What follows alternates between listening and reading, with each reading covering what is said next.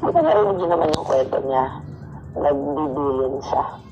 Ang sabi pa nga ng word ni Mamalit, Bisaya, nangungun na ba, nagpugun sa Ilonggo, naghahabilin na I hope makalabas ng maayos sa Pangulong Duterte dahil nga noong June 12 ay nag-file ng ICC ng interim release, which is alam ko rin kung saan bansa siya pupunta. I know, parang hindi ko pwedeng sabihin. This is not being weak. Okay? I'm being emotional. Kasi,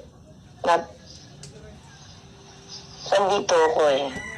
Di ba sinabi ni Manilad na nung pumunta siya sa Dahig, hindi siya nagsalita, hindi siya nagpa-interview. Nung last yun eh. Nakita niyo yun, di ba, sa vlog. Sinabi naman niya, yung nararamdaman niya kahapon, I think, pwede ko nang sabihin, nung paglabas niya doon sa ICC, ang bigat talaga. Tingnan niya sa amin na naglalast will si Pangulong Duterte.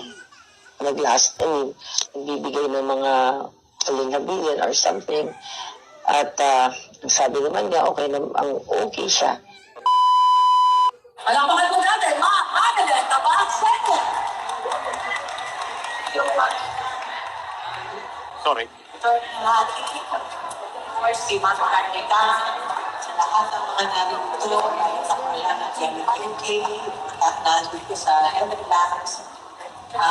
Maraming salamat sa inyong suporta. Alam ko, libo-libong Pilipino ang nag-iikot, pumunta rito, bumibisira, miski na hindi niya nakikita si PRD.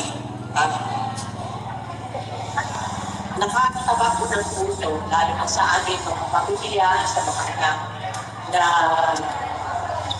patuloy yung kayo sumusuporta. Nung lumabas ako, pasensya lang kasi nung Thursday morning, lumabas ako. Hindi ko talaga kaya maraksin.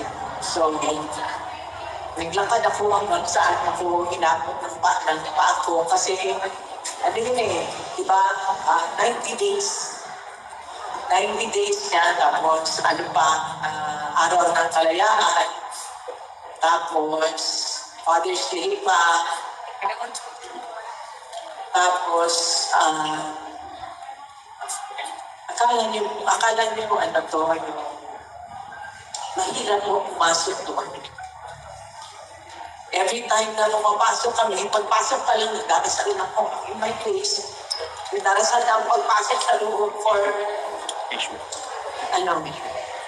inner strength. Mahirap mo talaga pumasok doon. It's not because of, yung place or but because of yung kinalala din niya, yung sitwasyon niya. So every time na, kagaya ng Thursday, naging very emotional ako kasi marami na siyang tanong.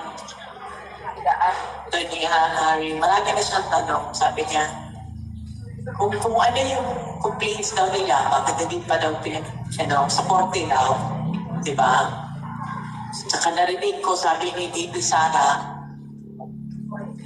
pwede daw maging, sabi ni Bibi Sara, sinabi doing this. Kasi nung siya ang presidente, lahat ng Pilipino, di ba, may karapatan umuwi sa sarili mong bansa. Yung tayo na lang nabibitayin yung mga kababayan natin Pilipino sa ibang bansa, ginagawaan niya ng paraan niyan para maibalik. Di ba, no matter what, may right tayo lahat itisip sa sarili nating bansa kung gusto nila ikulong sa sarili ng bansa. Kasi parang pakiramdam natin yung soberenya ng Pilipinas hindi nag-i-exist. Diba? Parang nawala sa mapa ng mundo, nawala sa world map ng Pilipinas bigla. Kasi nagkaroon tayo ng big na leader na sinurrender ang soberenya ng Pilipinas. So, ang isang ano ko dyan is, every time na pumapasok po ako, durog po ang durog ang puso ko paglabas. So, nung time na, pag on Thursday, hindi ko kaya na umarap sa inyo para tanungin ako. Lahat, di ba nakita niyo, tinatanong niyo ako, kumusta siya. Sabi ko lang sa inyo lahat, okay.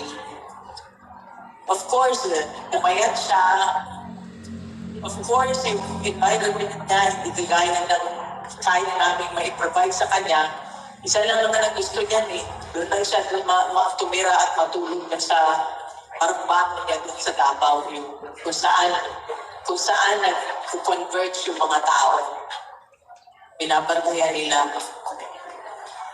So, isang reason also na nakakaano ng puso kasi minsan yung sinasabi niya, hindi ko masabi sa mga anak, lalo na sa anak ko, kasi yung anak ko lang yung walang pamilya. Hindi ko parang ano ba, kung sa Bisaya pagtugod ba, yung mga pili ba, hindi ko masabi. Siguro ko pinag-usap ko kasi yung anak ko, every time siya talaga napaparimalit niya sa group chat namin na may call, pinapaalala sa mga lawyers, please remind my dad to call. Yun, parang yung araw ng araw na yun. I think Wednesday, nag-delay. Thursday pala, nag-delay siya. So, follow up siya ng follow up. Sabi niya, hindi pa tumatawag ang dada mo, ang papa daw niya. Kasi nung time na yun, pinag-check up yata siya, chinek siya.